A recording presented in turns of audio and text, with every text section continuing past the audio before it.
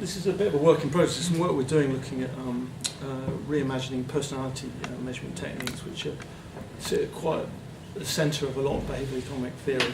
I mean, it's bad timing in many respects. The activities of Cambridge Analytica rather cast a shadow over personality measurement techniques over recent weeks, and I think we need to take a moment to recognise that what they did was totally unethical, outside the boundaries of market research code of conduct. They illegally harvested personal data. They targeted vulnerable groups with deliberately manipulative images. It's sort of an absolute model for how to not do things in many respects. But I think that it would be the wrong reaction to isolate the type of market research technique that they used to do this activity, which was personality segmentation measurement, and somehow label that as unethical compared to other forms of market research. I mean, personality measurement actually sits at the heart of just about every major piece of market research, every segmentation.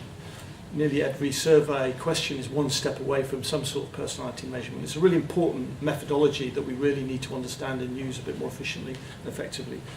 And I think we need to recognise that nearly all forms of market research can be used to gather research in unethical ways for unethical purposes. So I think the Cambridge Analytica scandal has been a bit of a sort of sobering wake-up call for industry to consider the basic ethics of what we're doing.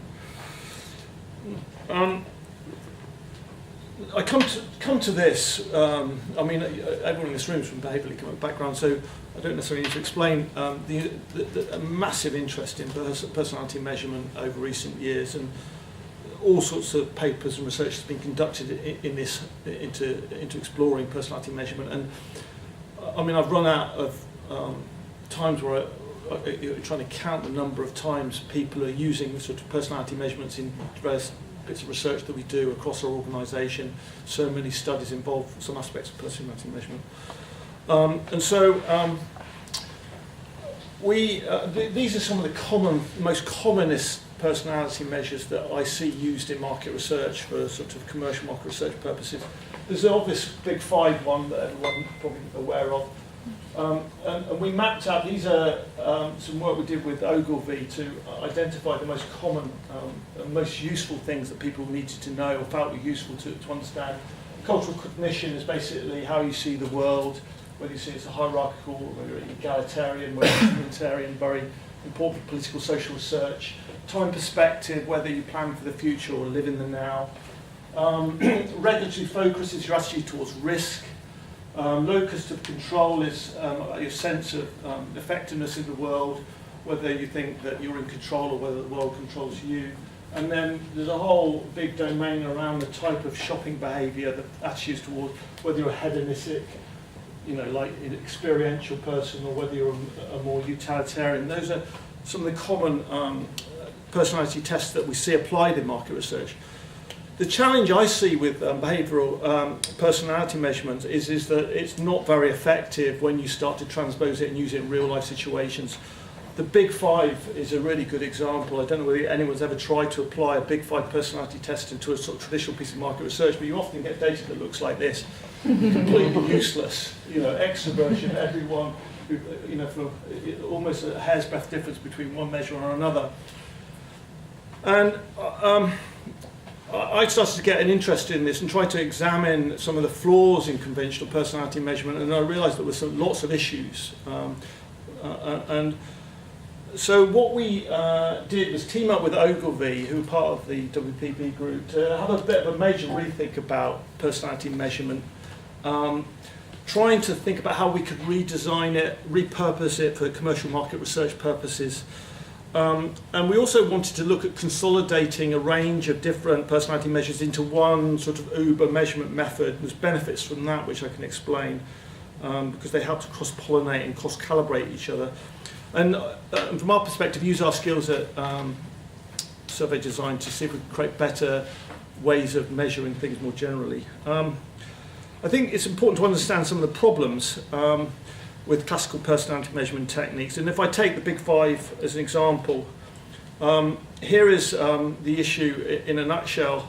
Hugely reliant on self-assessment measures So if you ask someone, are you a nice person, they're going to say yes. If you're dependable, they're going to say yes. Are you sympathetic? You're going to say yes. Everyone thinks they're these sorts of things, and very few people self-criticise themselves. And essentially, most personality tests are made up of Likert scales that solicit a confirmation bias. And it's compounded by the fact that the way we answer Likert scales is when we're not really thinking about it, we tend to agree with just about everything we're presented. There's a top-end bias. So if you present people with two almost completely mutually opposite constructs, are you a chatty, talkative person? Are you a quiet, reserved person? On a Likert scale, there's about 35% overlap of people that claim to be both, which is sort of impossible. And also, when we applied some of these personality measurement techniques and examined in detail the differences across culture, we're seeing massive differences in the way that different people, because of the cultural differences in the way that people use Likert scales, we're seeing differences in culture that you couldn't uniron out without a lot of calibration. The other thing is that a lot of these tests have been devised by academics, often for sort of psychological, sort of medical purposes in a sense, and they're kind of one step away from being commercially useful. If you examine the big five, emotional range is a good example. Neuroticism is the N in the big ocean. Emotional range is made up of two measures. Anxiety levels and how much of a worrier you are, and then essentially how emotional you are, how readily you can feel emotions. And those two things make up a score which is quite useful for clinical psychologists, but from a marketeer's point of view, they're completely different. An anxious person will want to kind of do a lot of research and find the best product, and an emotional person will probably rely on their feelings, and they're two things being mashed into one. And then, from a market research point of view, I need to divide them out.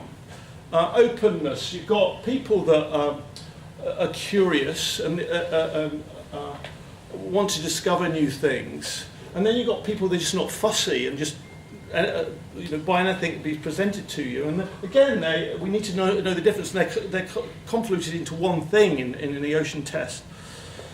The other thing is that a lot of these measures don't really recognise that our personalities are so situationally variant. My levels of conscientiousness when I'm buying different products will vary based upon all sorts of different factors, how interested I am, how much I'm investing, my mood at the time, and so on. And so you see these dynamic levels of conscientiousness being reflected in the purchase of different goods. And so a generic, am I a conscientious type question doesn't answer that. So we wanted to have a rethink and try and come up with something, a new way of thinking about measuring personality that was a bit more useful for us. And I want to tell you some of the solutions we come up with. The first thing, and this is an approach I'm really a really big fan of, is switching away from Likert measurement scales to what we call choice-based prioritization, which is essentially a variant of max diff, where you present personalities in a competitive context, and people have to select into having a personality trait from a competitive list, instead of saying, are you reserved, how accurate is that, which is a very promptive process.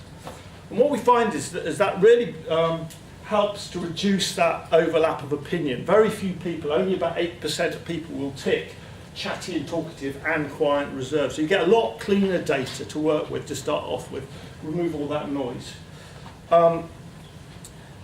Admittedly less data, and not everyone will tick, and so you have to think about that. But the advantage of ticking is that I can actually measure about 3 times as many attributes in the same time as one Likert scale. So because the time it takes to answer a Likert scale is about 2.7 seconds. The average time it takes to tick something is about 0.8 of a second. So I actually, whilst I get less individual data, I can actually measure a lot more diverse range. I can include a lot more words in that list. In the same amount of work, I can actually learn more things from people. And what we found is that really does help to reduce the overclaim on certain things. Dependability comes down. All these things drop down to something that's a bit more realistic. Now, this technique doesn't solve the other problem. Is that we don't want to self-identify with negative constructs. So for that, for measuring negative personality aspects, we have to treat in a completely different way. So we can't use the same measurement technique for positive as negatives. And so we've explored various different ways of dealing with that. One of the approaches we use is what we call silent dog analysis. It's another technique developed by Ray Pointer for analysing open-ended feedback and basically looking for what is not said. So if I present someone with a choice, are you an untidy person? Only 12% will select that. But if I say I like tidying up, well, 70% don't tick that. So the truth lies somewhere in between those two things. So having a combination of these types of questions enables to create a sort of scoring mechanic to determine the likelihood of them being a tidy or untidy person with a bit more reliability. Another technique that we found worked extremely well is asking questions in a slightly more projective, softer way, in a way that people can feel more comfortable answering. So if I say, am I critical and quarrelsome? Well, only about 20% of people admit to that personality trait.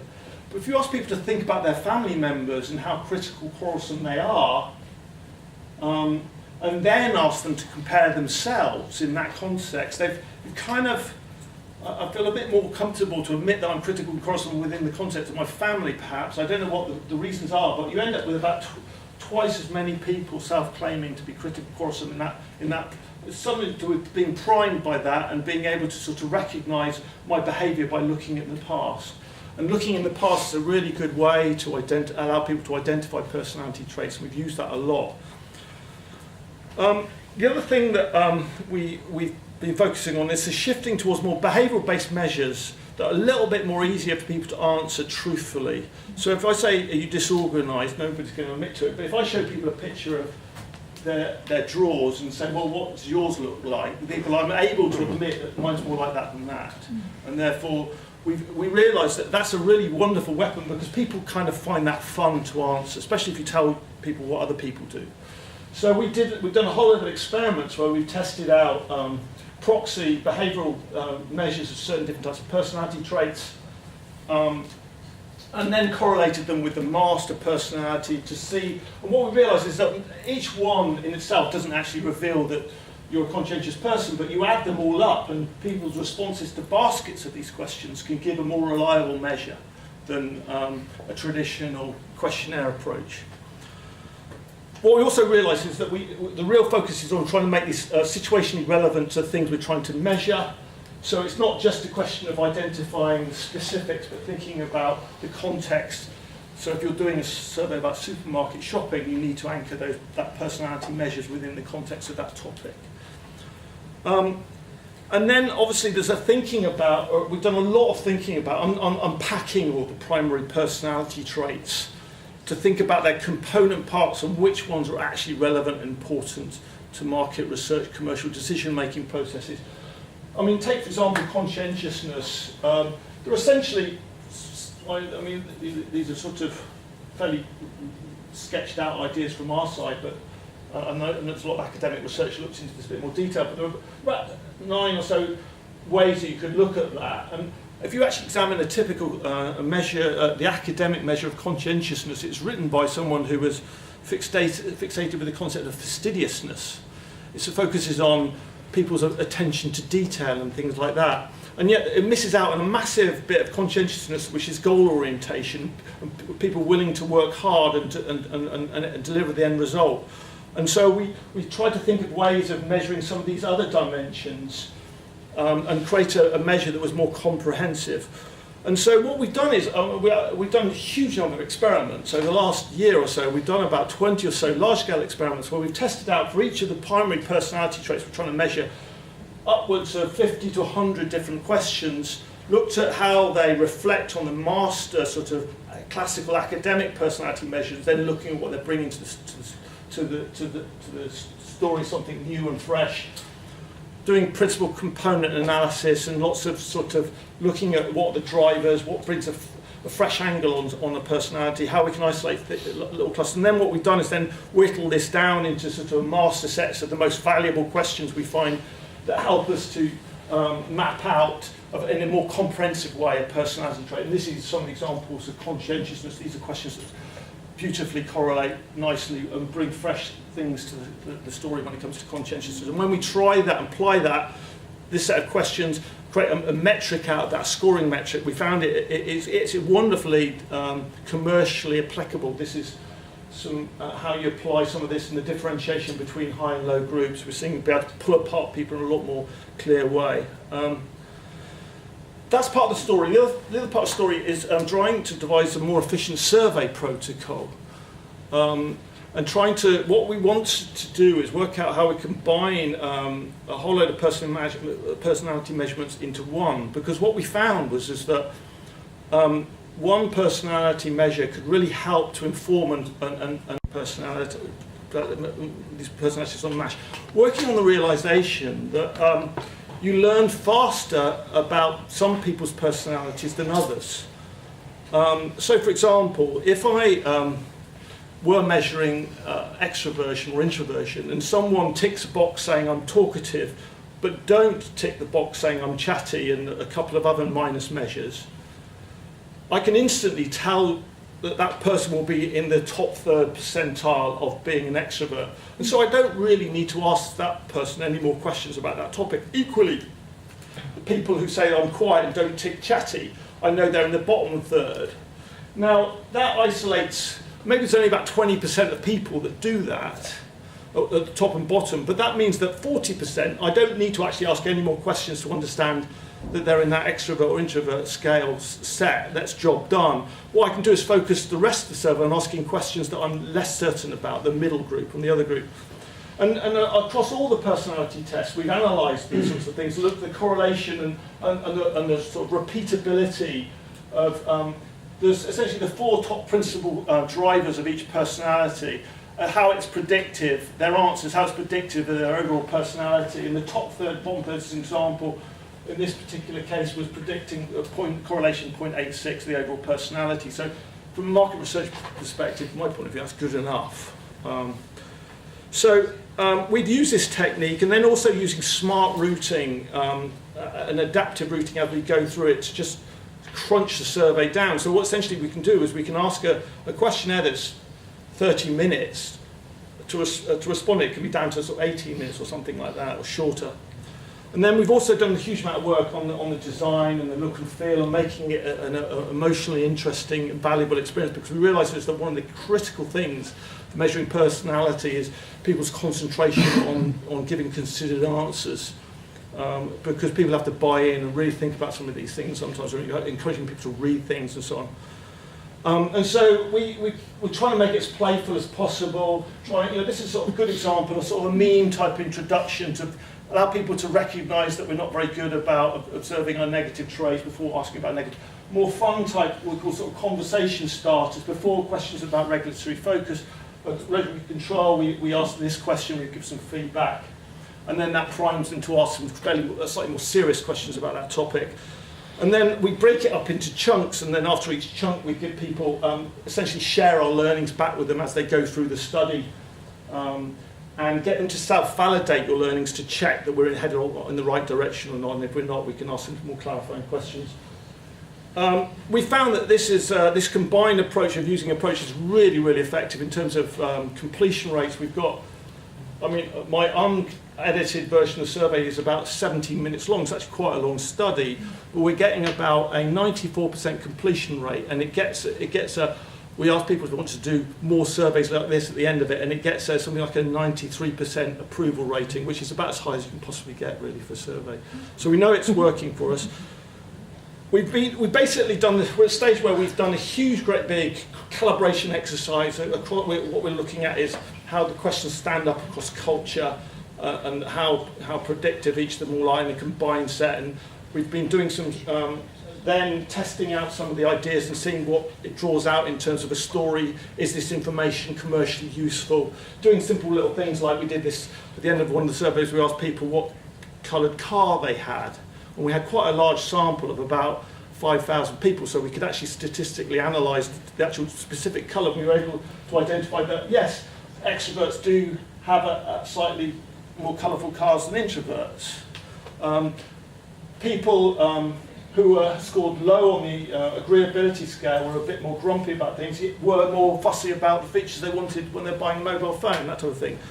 We've done a lot of work with Ogilvy testing out some of their behavioural economic theories. So essentially they've been using this as a process to validate some of their theories. So for example, they did this whole load of work looking at wanting to lose weight, and they identified some personality traits of people that want to lose weight being, they thought that they were more extrovert because they were being more sociable and more exposed to opportunities to slightly more neurotic and slightly open, and obviously lots of income factors as well. And we were able to reveal that from their answers to some of these questions and confirm that. So they're basically using the survey mechanic as a way essentially to test behavioural economic theories in a kind of soft way before they went ahead and spent a whole lot of money on an advertising strategy to sort of test out a premise.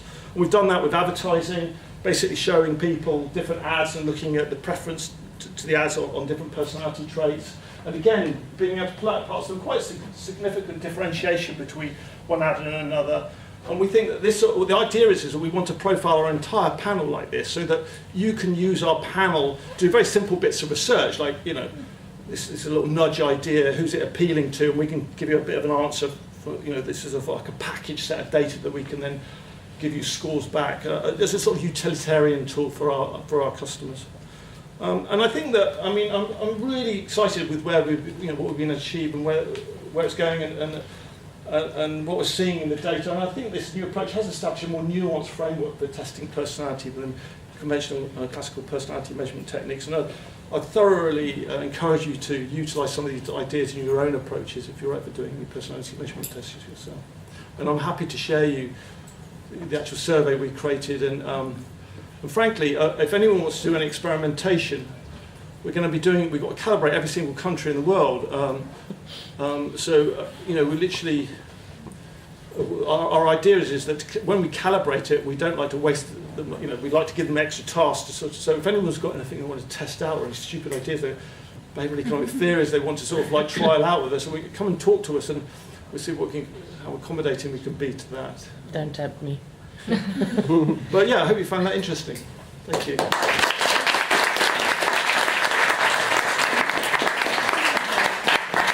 So we've been asked to sort of, you know, start shifting away about 8:30. We're on that cusp. If you have any very quick questions, I'll take 2 questions for Martin and 2 for John. But you know, quick questions to the point. Okay, I've now intimidated you, so. But is anyone brave enough to ask a question after that? No question? Good, excellent. Yeah, Mark. I have one question in your model. How do you exactly shift from knowing what to